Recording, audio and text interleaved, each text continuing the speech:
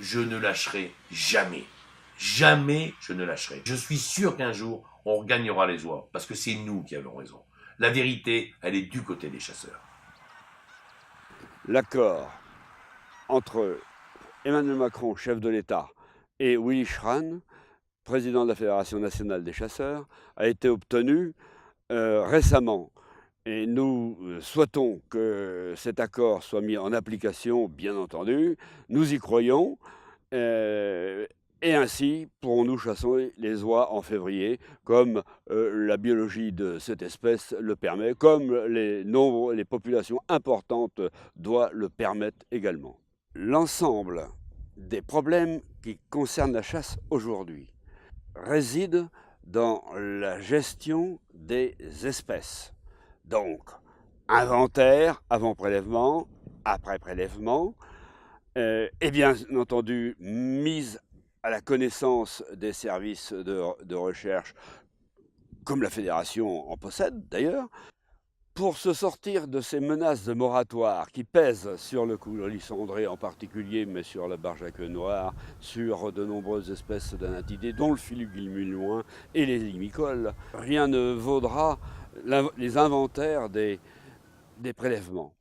On en parle déjà depuis un moment. Il n'est pas très compliqué de donner un bilan des prélèvements.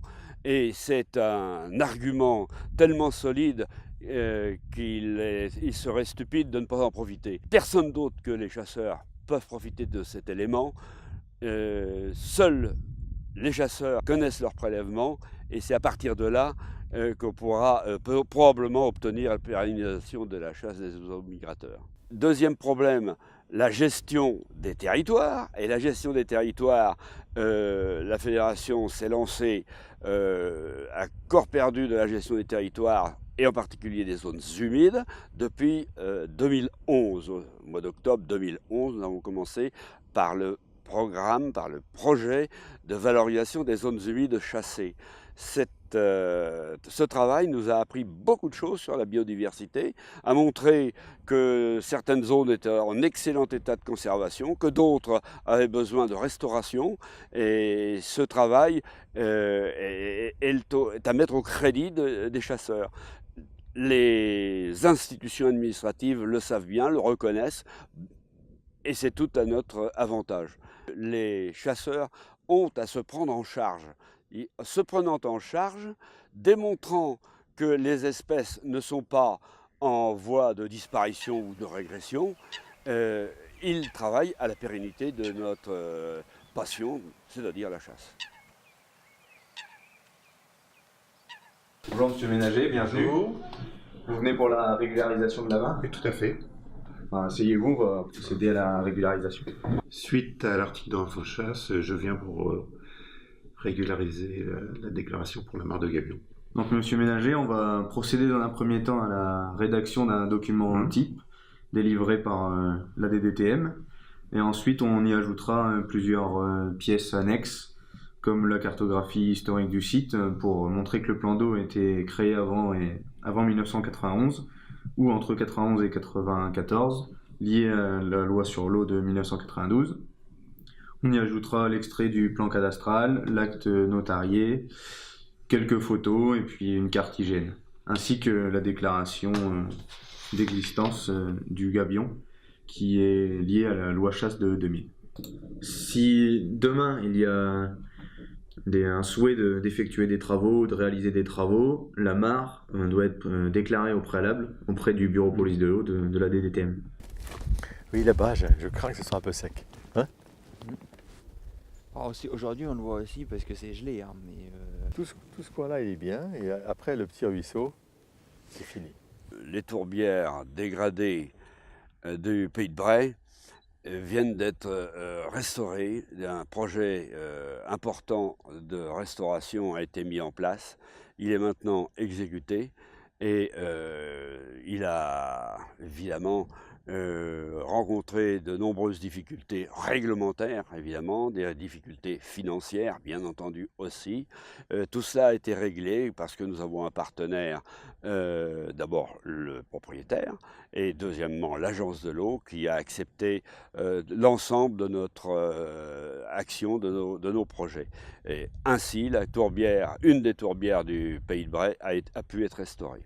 Je ne m'attendais pas à avoir, en achetant, découvrir une tourbière comme ça, quoi. J'avais vu évidemment que c'était marécageux, mais je ne m'attendais pas à trouver une tourbière avec de la tourbe, vraiment, et puis pH 4,5. Il faut bien savoir que Natura 2000, surtout quand on est chasseur, on entend ce mot-là, on se sauve en courant, quoi. Et là, en fait, pas du tout. Les gens que j'ai vus étaient très à l'écoute de mes envies, de ce que je voulais faire chez moi. C'est très important. Et il n'y a eu absolument aucun problème.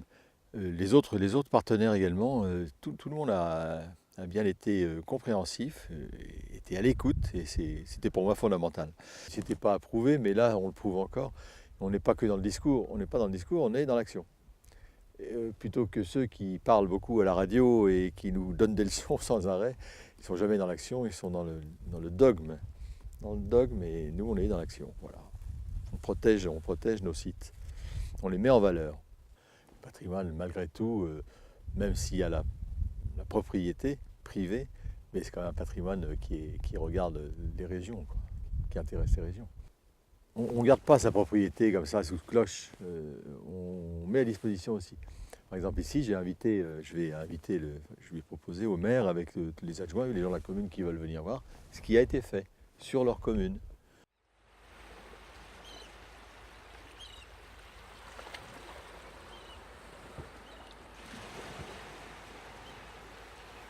On a pris le dossier des mares de ce qu'on appelle les mares de falaise en particulier. Et puis on veut savoir, en fait, tout simplement quels itinéraires empruntent les oiseaux, mais aussi les insectes, car il est important, voire indispensable, que ces animaux puissent se déplacer. Si nous leur coupons les liens entre des endroits qui leur servent d'abri, d'accueil, de nourriture et pour se reproduire, eh bien évidemment ce serait une atteinte intolérable à la biodiversité. Et la Fédération a bien fait de s'investir dans ce domaine-là. L'origine de ce programme-là, c'est un appel à projet régional. Donc la fédération s'est portée sur le dossier justement en présentant ce projet de zone d'étude du littoral cauchois. Et ce projet a donc été retenu et donc cofinancé d'une part par la région Normandie comme je l'évoquais, et ensuite l'agence de l'eau Seine-Normandie est venue se greffer au programme pour nous soutenir dans notre démarche. On a, on va dire, un peu plus de 400 mares. Et on va dire, pour faire simple, qu'on a un peu plus de la moitié, un peu plus de 50% des mares qui sont des mares de chasse. Ensuite, on a quelques mares qui ont une vocation agricole, qui ont été créées certainement pour abreuver les bêtes dans le passé.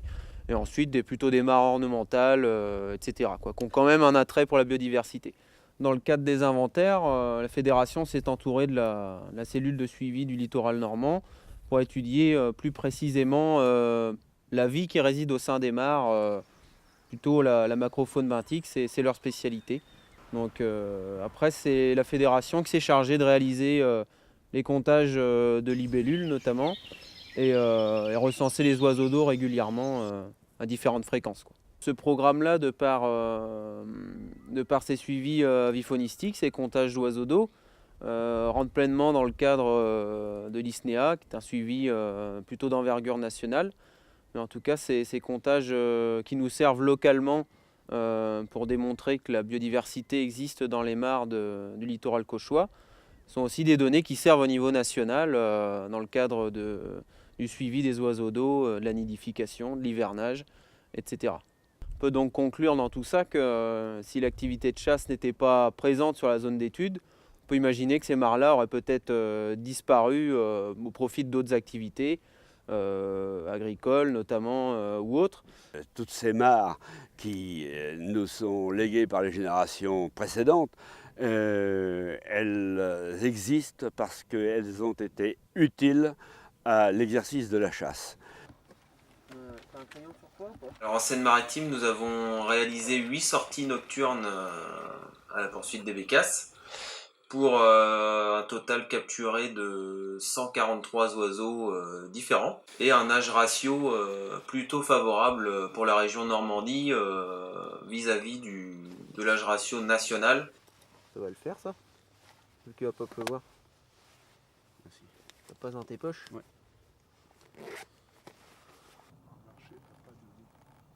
Ouais, là vraiment, là, sur les approches, il va falloir être concentré. Quoi, il y en a au moins 3 dans le côté. Ah bah là, on va les trouver un peu à l'herbage. Hein. La lampe sert à deux choses, effectivement. Donc, dans un premier temps, prospecter et trouver les oiseaux dans la plaine ou les prairies. En règle générale, c'est plutôt des plaines cultivées pour la Seine-Maritime. Et ensuite, à réaliser des approches dont le but est d'éplouir l'oiseau pour l'approcher au plus près. Bon, il y en a une. Et ensuite le capturer à l'aide de notre canne à pêche surmontée d'un filet.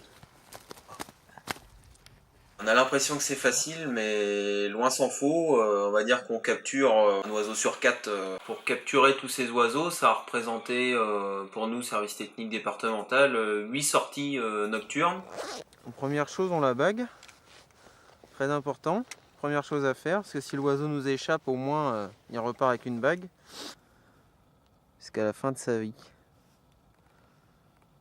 Hop, alors, un coup de pince pour sertir la bague le plus proprement possible. Maintenant, on va regarder son âge. Tout se passe sur l'aile. On va ouvrir. Alors, premier critère, l'usure des rémiges. Donc là, on voit que le contour de la première rémige, deuxième, troisième, ainsi de suite, est parfaitement lisse. Il n'y a pas d'usure, c'est très très propre. Et les couvertures primaires, sur l'extrémité, on a vraiment une pointe très très fine, pâle, voire blanche, qui contraste avec le reste de la plume, qui est vraiment marron. Ouais, 360. Il va bosser 6 ans.